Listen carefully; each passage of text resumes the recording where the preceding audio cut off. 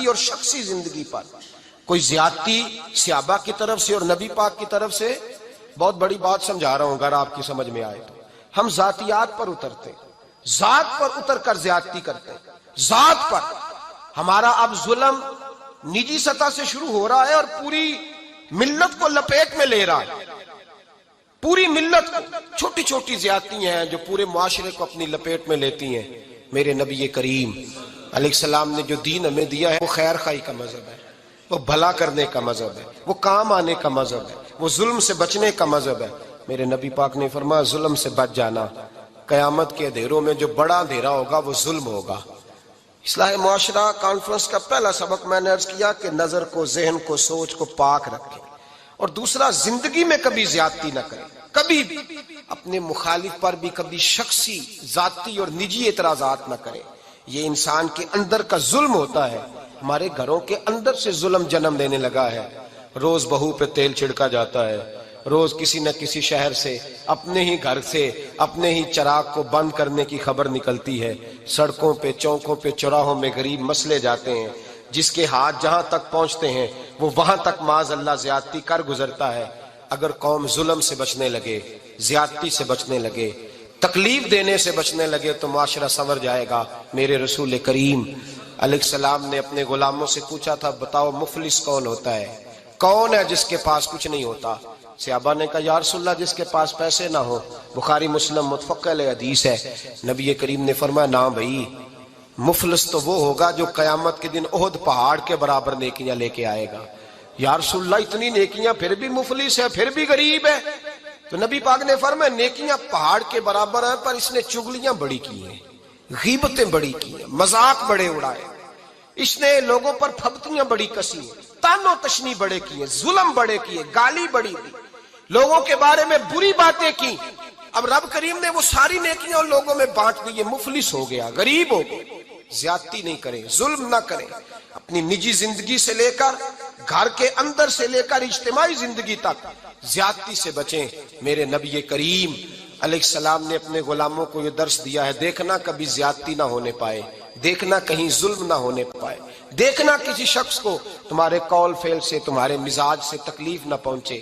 میرے بھائیوں، حضرت وہب ابن منبہ علیہ رحمہ فرماتے ہیں کہ بنی اسرائیل کے اندر ایک بادشاہ محل بنانے جا رہا تھا۔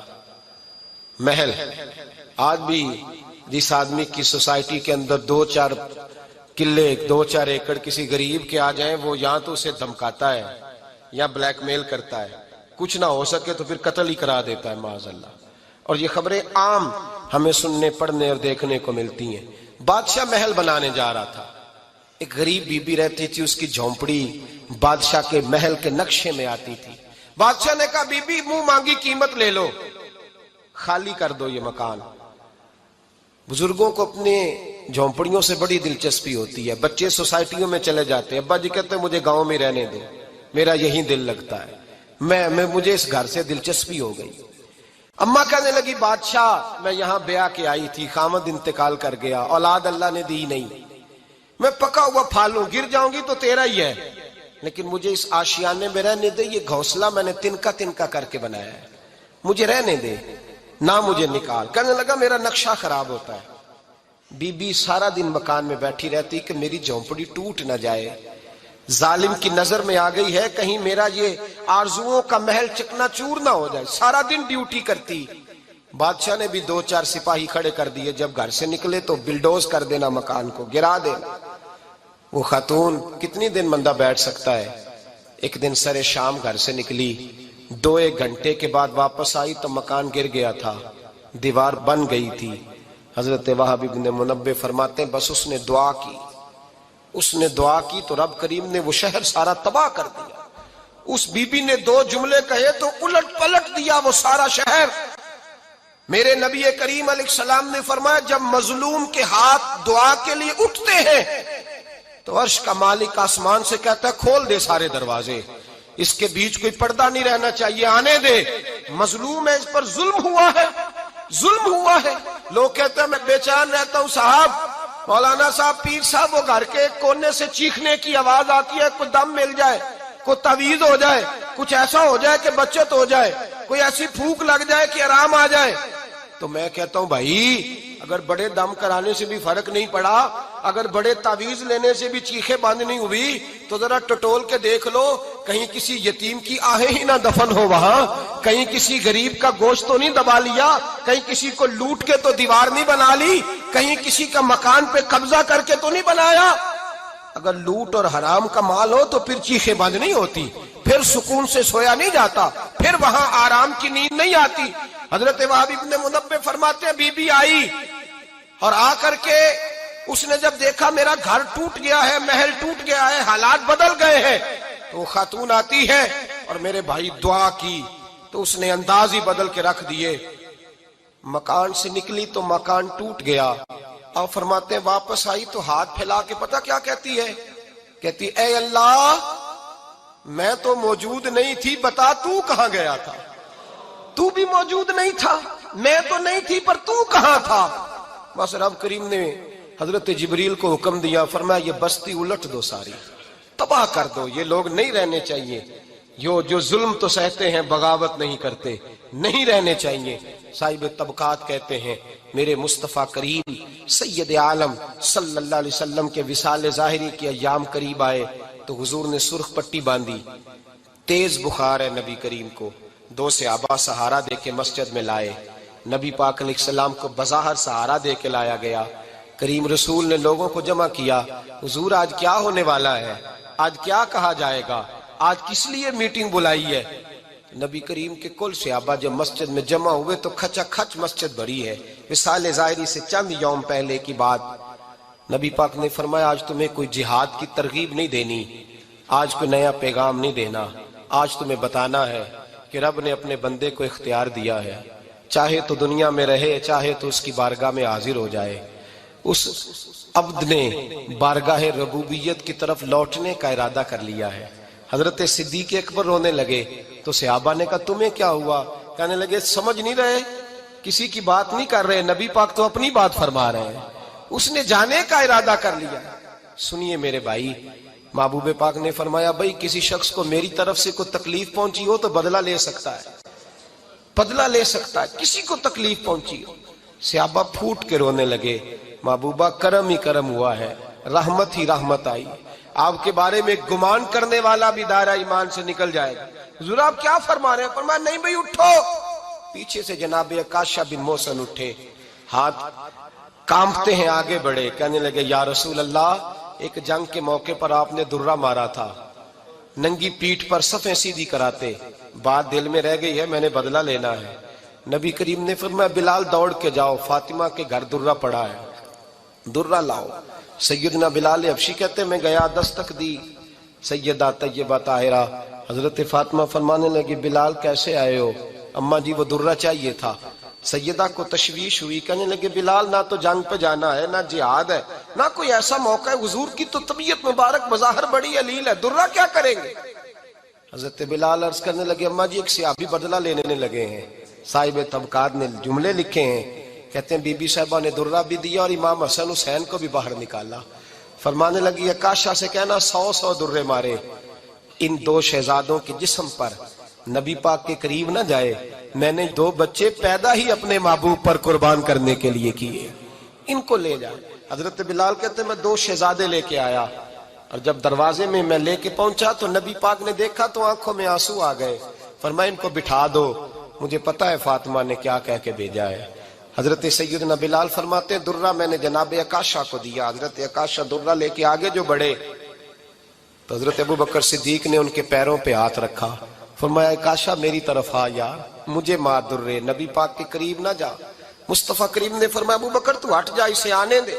فرماتے ہیں میں چند قدم آگے گیا تو مولا علی شیر خدا نے میرے پیر پہ ہاتھ رکھا، کہنے لگے عکاشہ سوچ تو صحیح تو کیا کر رہا ہے؟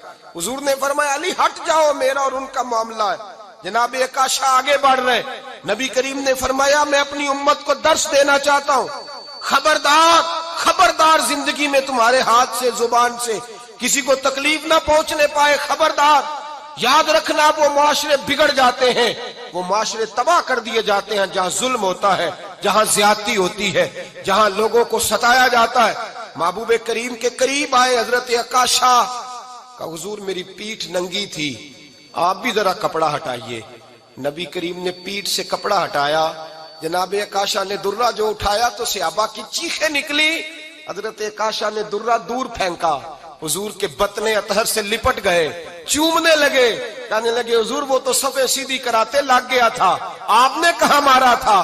یا رسول اللہ میں تو بہانہ بنا رہا تھا کہ جاتی دفعہ مجھے وجود چومنے کا موقع نصیب ہو جائے، مجھے یہ موقع نصیب ہو جائے۔ میرے حبیب نے فرمایا جس نے جنتی دیکھنا ہو میرے عکاشہ کی زیارت کر لے۔ بھائی ظلم کا دروازہ کھلا ہوا ہے اور لوگ بھول جاتے ہیں زیادتی کرتے ہوئے، وہ بہو سے ہی کیوں نہ کریں، وہ اپنے گھر کے بھول جاتے ہیں کہ شاید پوچھنے والا کوئی نہیں، شاید میزان نہیں لگے گا۔ ایران کے بادشاہ نے اپنے بیٹے کو پڑھانے کے لیے ایک استاد صاحب کا بندوبست کیا۔ استاد صاحب کو کہا کہ میرے بچے کو دین پڑھائیے، میں چاہتا ہوں کل اس نے عنان حکومت کو سنبھالنا ہے تو یہ دین سے آگاہ ہو جائے، اس کو کچھ سکھائیے پڑھائیے۔ بہت نیک بزرگ بڑے درویش عالم پڑھانے لگے، اسباق مکمل ہو گئے، دین کے اسباق قرآن مجید پڑھایا، احادیث طیبہ کا درس دیا، اصول فقہ سے روشناس کرایا۔ جب بچے نے مکمل تعلیم حاصل کر لی اور آمین ہو گئی، دستار ہو گئی، فارغ ہو گئے، تو پھر ایک دن استاد صاحب نے کہا بیٹے کل تم نے ضرور آنا ہے، کچھ بات کرنی ہے۔ شہزادہ گیا ملنے استاد صاحب سے، استاد صاحب نے کنڈی لگا لی، ہاتھ میں درہ پکڑ لیا، مار مار کے پورے وجود کو زخمی کر دیا، کوئی غلطی نہیں، کوئی بات نہیں، مارا۔ اب بچہ آیا آ کے بادشاہ سلامت سے کہا کہ ابا جی سمجھ نہیں آئی، بڑا مارا ہے استاد۔ تو سیانے تھے نا بادشاہ، یہاں تو قاری صاحب روز کٹہرے میں کھڑے ہوتے ہیں، مولوی صاحب آپ نے میرے بچے کو کیوں مارا ہے؟ آپ 8,000 کے مولوی ہیں، میرا کئی کروڑ کا بچہ ہے، سویرے بدل لیں گے، خبردار آپ نے بچے کو ہاتھ لگایا، اپنی حیثیت میں رہے معاذ اللہ۔ جو قومیں استادوں کو کٹہروں میں کھڑا کرتی ہیں وہ ترقی نہیں کر پاتی، جو استادوں کو کٹہروں میں روز کھڑا کرتے۔ کہا ابا جی بڑا مارا ہے، تو والد بڑے سمجھدار تھے، کہنے لگے بیٹا استاد باپ ہوتا ہے، وہ زیادتی نہیں کرتا، کوئی بات ہوگی میں تیرے استاد کو کٹہرے میں نہیں بلاؤں گا۔ اماں سے بات کی، اماں کہنے لگی بیٹا میں تیرے باپ سے کیسے بات کروں، ڈر آتا۔ وقت گزر گیا، 22 سال بیت گئے، 22 سال گزر گئے، بادشاہ کا انتقال ہوا، شہزادہ تخت پہ بیٹھا، پہلا حکم یہ دیا کہ میرے استاد کو بلاؤ، پہلا حکم۔ استاد جی بوڑھے ہو گئے تھے، چھڑی کے اوپر ٹیک لگا کے آئے اور بھویں سفید ہو کے جھک گئی تھیں، یوں آنکھ کھول کے بڑی مشکل سے دیکھا، کہنے لگے شہزادے حکم ہو۔ کب میں شہزادہ نہیں، اب میں بادشاہ بن گیا ہوں۔ استاد جی 22 سال بیت گئے، آپ نے مارا تھا، پر وہ درد چونکہ زیادتی کی تھی، میرا قصور کوئی نہیں تھا، تو نہ میری روح سے درد گیا ہے نہ میرے جسم سے گیا ہے، میں بے اختیار تھا، پوچھ نہیں سکتا تھا، آج با اختیار ہوا ہوں۔ سب سے پہلے پہلا حکم آپ کو دیا، بلایا ہے، بتائے کیوں مارا تھا، کیوں مجھے مارا تھا، میری زیادتی بتائے۔ تو استاد، بوڑھے استاد کی آنکھیں آنسوؤں سے بھر گئیں، کہنے لگے بیٹے بس آج کے دن کے لیے مارا تھا، یہ جو دن آ گیا نا میری زندگی میں اس لیے مارا تھا، یہ میں چاہتا تھا میری زندگی میں وقت ہے، آج کے بس میری مراد پوری ہو گئی۔ کہا صاحب کس لیے، مجھے بھی سمجھائیں۔ آپ فرمانے لگے کتنی دیر ہو گئی تجھے مار کھائے ہوئے، کتنا زمانہ بیت گیا؟ کہنے لگا 22 سال۔ فرمایا زخم بھولے تو نہیں، درد ختم تو نہیں ہوئی، تمہیں بات ایک منٹ کے لیے بھی تمہارے حافظے سے محو تو نہیں ہوئی؟ کہ استاد جی روز رات کو یاد آتی، روز خیال آتا تھا۔